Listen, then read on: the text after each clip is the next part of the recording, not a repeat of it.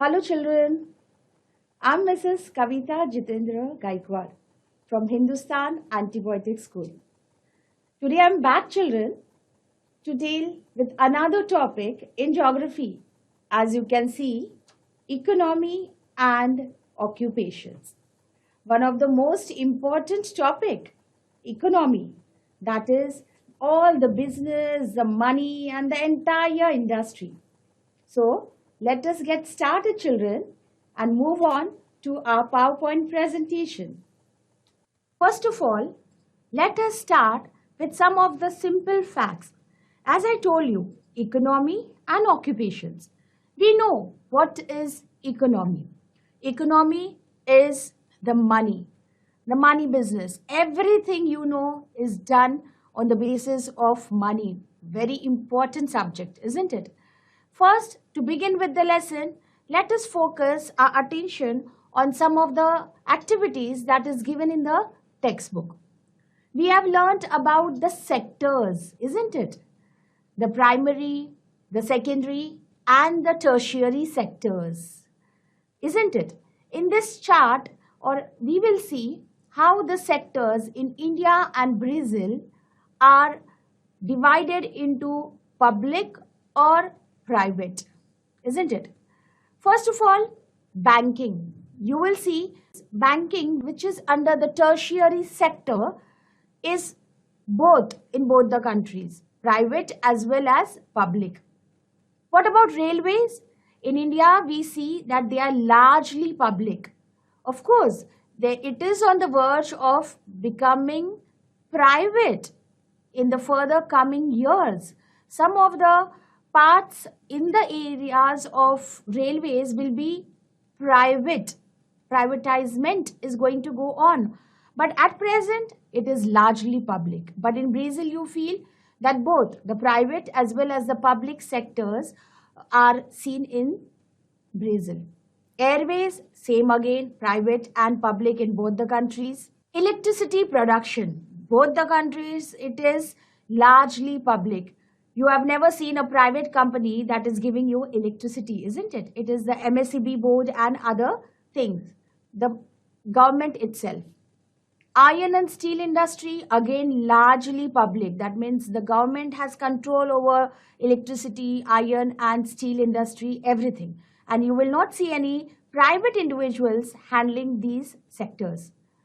Health, in India, it is private and public. You see that there are government hospitals as well as private hospitals. Similarly in Brazil. What about education? It is private and public in India, but in Brazil, it is largely public. The government has taken control of all the schools, colleges, and universities in Brazil, and they are handling the issues. But what about in India? You see private as well as government schools, isn't it? They are equally distributed. Telecommunications, in both the countries, it is private and public. As we talked about the primary, secondary and the tertiary sectors. You have learnt this in your previous standards, but just a quick revision. Television broadcasting, it's a tertiary sector. Beekeeping, coir and rope making, mark the words in the, you can even mark the answers in the textbook. They both are primary occupations because they are directly related to nature. We know what are primary occupations. The occupations that are closely associated with nature, that is farming, that is fishing, etc. Jaggery making, producing blades of the plow, these both are secondary because it is manufacturing. Production comes under secondary, and construction is again, you know, it's a tertiary sector, or it's a tertiary occupation because it comes into the third category. Extracting iron ore, again a primary occupation. Automobile production, again production, manufacturing is secondary. Rice production, as I said, farming, so that is primary. Teaching, driving buses, providing lodges and boarding facilities, and all these like banking we saw education, all these are tertiary occupations. I hope you all have jotted down the points.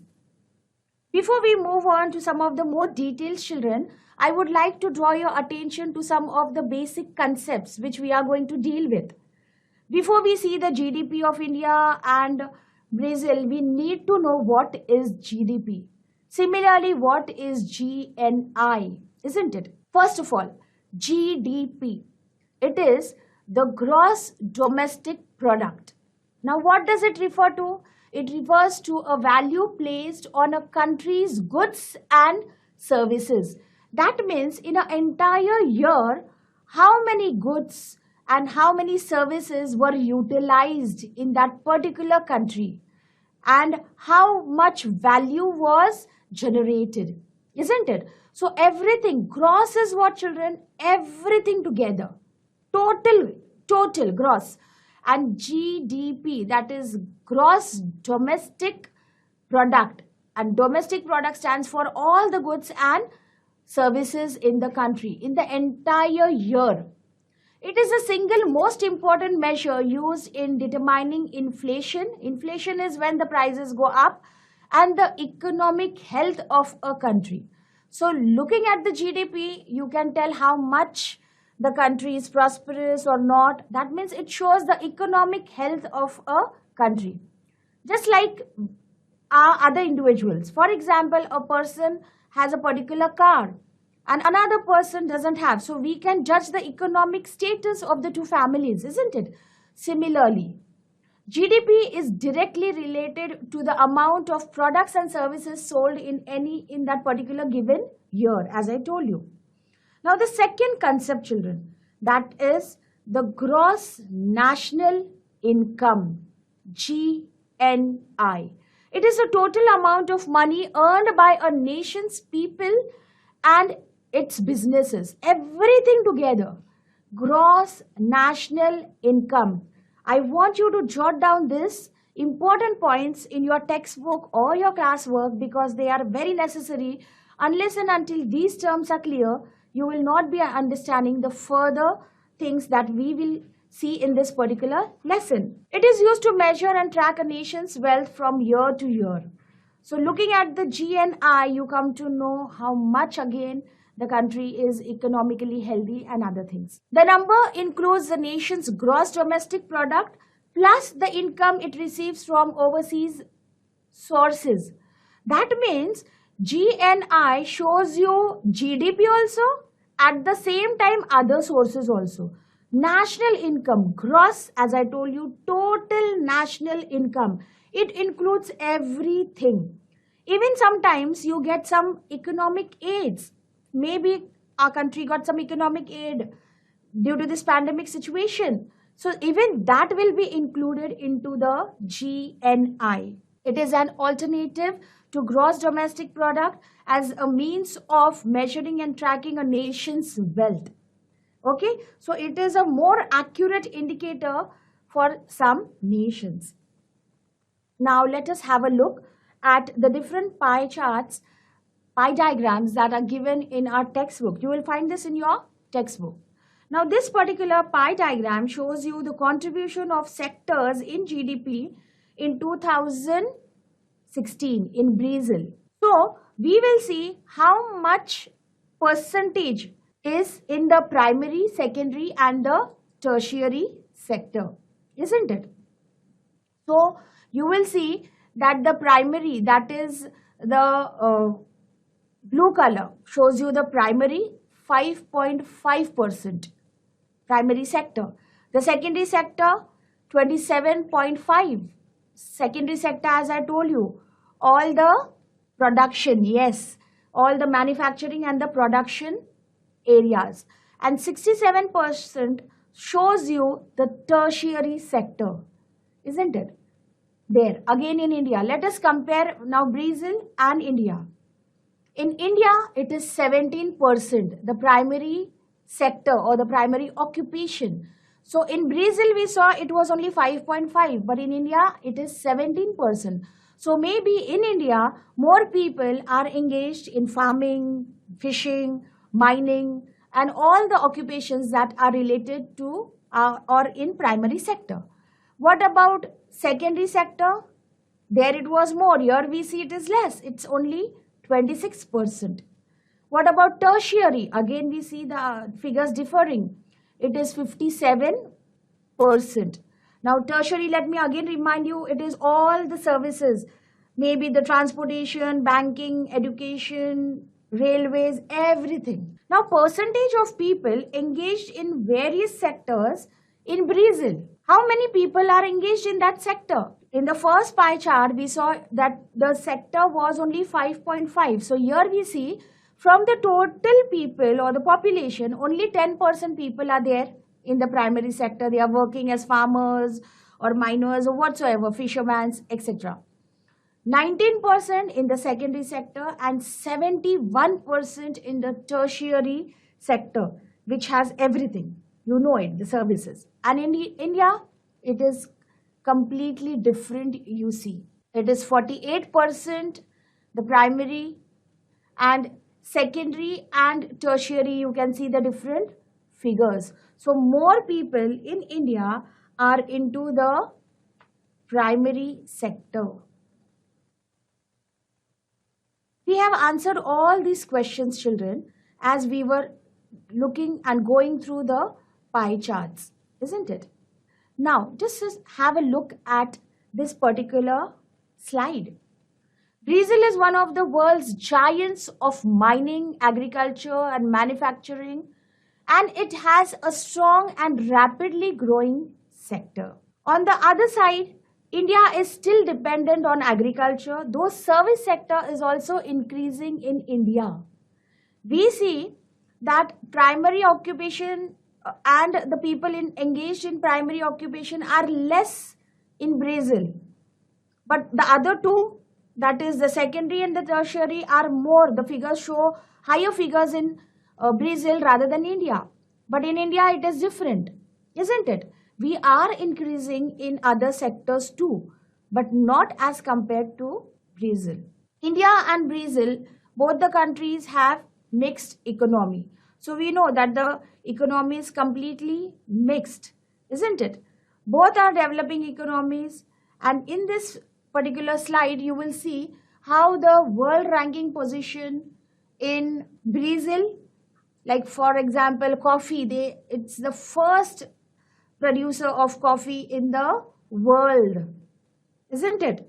So in this way, you will see in the mining, gas, oil, water resources, the figures, this is just some extra information that you should know about the country.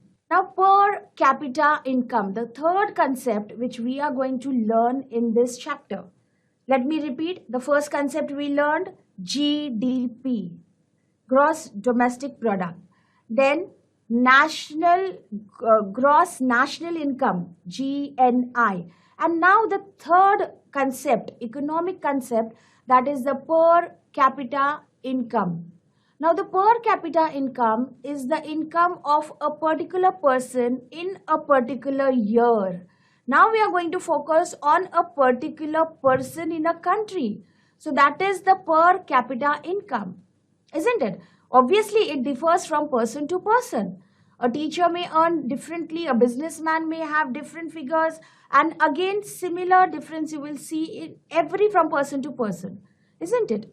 But let us see in both the countries, or you will see here there is a comparison of 3 countries. For example, in all these 3 countries, we will see how much amount was earned by different people in that particular country.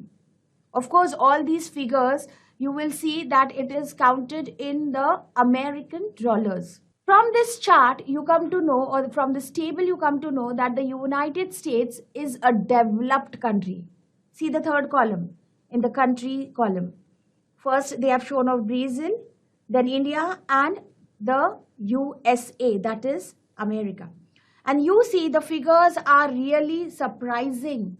You can see, clearly looking at the figures, you can see that the Americans are much more developed than these 2 countries Brazil as well as our country, and the figure shows you clearly. Why? The population is well educated. This country is far ahead of both the countries in terms of national per capita income. The people over there are earning more than us. India and Brazil are progressing in the field of technological advancements. We are doing better now, but they are already before us. They are already advanced than us. So, per capita income in the countries you will see low. So, this chart is showing you the per capita income. You may also find out more details about it through a dictionary or internet. Just have a look at the figures. From 1960 to 2016. Brazil, you will see the figures are gradually growing from 240 to 8,840. Similarly, in India, more lower to Brazil, 90 it was, and now it has come to 1,680.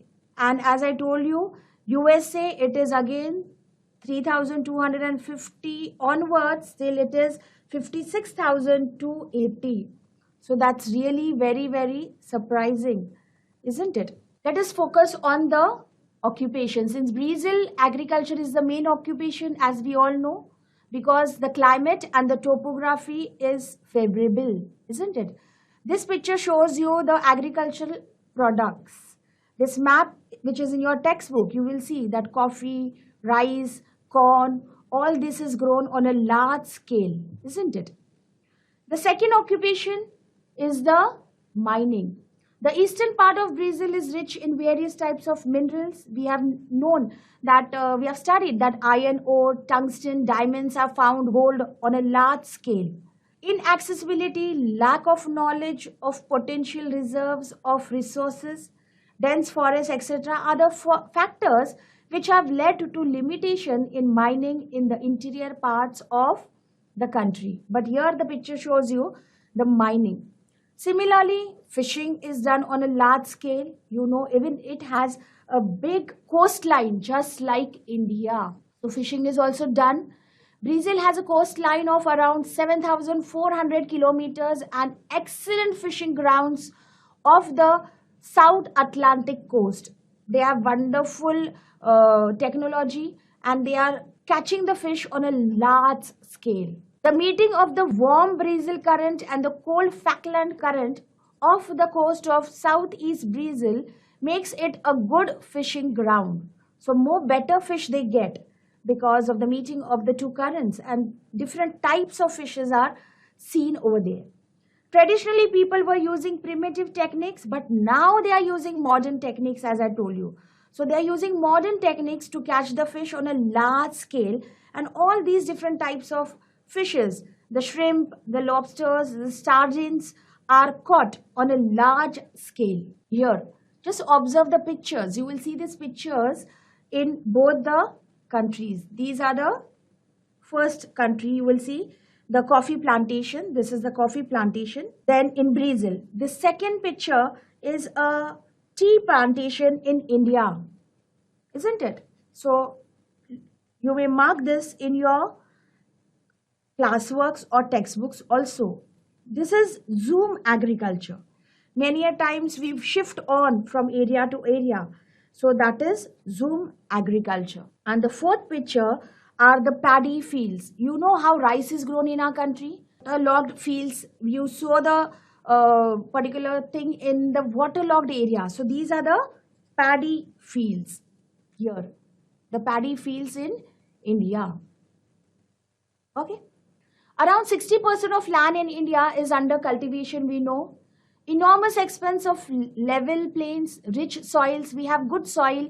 We have a climatic good condition and long growing season. So our agriculture is much higher, isn't it? We grow different types of crops. Provide a strong base to agriculture, all these factors. Major food crops in our country are rice, wheat, maize, sorghum, millets as major food crops, isn't it? So we are growing variety of crops in our country. Just like Brazil, even we have a very long coastline, 7,500 kilometers. So even our fishing is very important in our economy. It plays an important role in our economy, as I told you. India is one of the largest producer of fish, both marine and inland. Marine is the fishing that is done in the sea, and inland is the fishing that is done inside the country. That means maybe in the different big rivers, the different tributaries, where many rivers are there. Marine fishing accounting for about 40% of the total production of fish. So 40% is a big amount, isn't it? So in India, we have fishing. Now, what type of fishes do we catch here in India? The horse mackerel, the clupets and silver bellies are the different types, and there are many more also. The next occupation in India, as you can see in the picture, mining, isn't it? We dig out the minerals from the earth. And we know that the Chota Nagpur Plateau in India is a big storehouse of different minerals. Coal is mined in Korba in Chhattisgarh and eastern Maharashtra. We get mineral oil from Digboi in Assam. Then there are many reserves of mineral oil and natural gas that have been discovered at the mouth of river Godavari. So we are having natural gas, we have mineral oil, we have variety of minerals in the Chota Nagpur Plateau. Major industries include iron and steel production, automobile assembly. Similarly, food processing like sugar industries have been developed very well, isn't it? We are talking about the secondary sector. Most of the large industries have developed. So from primary, we saw the primary sectors in Brazil, we saw fishing, mining, agriculture. Now the secondary sectors. Concentrated the south, and in the southeast and the northeast is comparatively poorer. So you will see variety of industries in the country. What about the industries in our country, that is in India? Here, you can also have a look at the picture that I have got for you over here. The distribution of industries in India is uneven on account of uneven distribution in raw material, power resources, and partly due to the concentration of enterprises. In India, you will not find big industries evenly distributed. It depends on the raw material, power, that is electricity and other, even manpower. Everything is different. So here it is uneven distribution. Financial resources and other necessary conditions also vary from place to place. Northeastern part of peninsula has a very high concentration of heavy metallurgical industries. So in the peninsula region, we have learned last time, it is rich in minerals, and there also in the northern eastern part you will see highly concentrated industries over there. What about the agro-based industries? They are also concentrated wherever you see the fields and the farms. Wherever raw material is available, you will see the agro-based industries. For example, you go to Baramati, you will see the fields are growing sugarcane. And just a few kilometers, you will see the sugar factory also. This graph is again showing you the trade that goes on in the country, export and import. The blue line shows you the export and the red line shows you the import in the country. Through Brazil, India has opened up a strategic partnership with India. We know, children, that now there is a partnership between both the countries and the export and import are balanced properly. The trade is balanced. The chart shows you the same, isn't it? Let us get some more information about BRICS, the association, the economical association that these 5 countries, this is some extra information I've got for you. Brazil, Russia, India, China, and South Africa together have formed this organization for better import, export, trade, and for better business, isn't it? BRICS, as you know, is an association of 5 major national economies. It is a group, as I told you, Brazil, Russia, India, China, and South Africa. There was further discussion of ways that developing countries such as 3 or 4 of the BRIC members could become more involved in global affairs, isn't it? So this is going to help both the countries to improve their economy, to improve their business, to improve their trade, give and take. This is going to be a better way. And then it is seen that in the beginning there were only 4 countries, but then the 5th member was added, that is South Africa. If you try to see something more, you will come to know that the BRIC grouping, it was the formal summit, that means the first meeting that was held on 16th of June 2009, and all the 4 countries, they attended and they decided that they will work together and they will prosper together in the economic sector, which will help each other, isn't it? We always know that when you form groups, you can perform much better.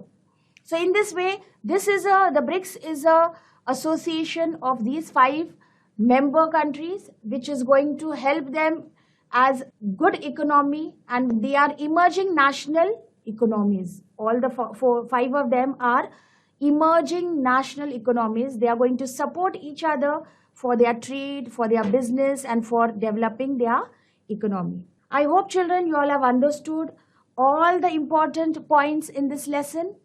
With this, I stop here. I thank everyone who have supported me in this presentation.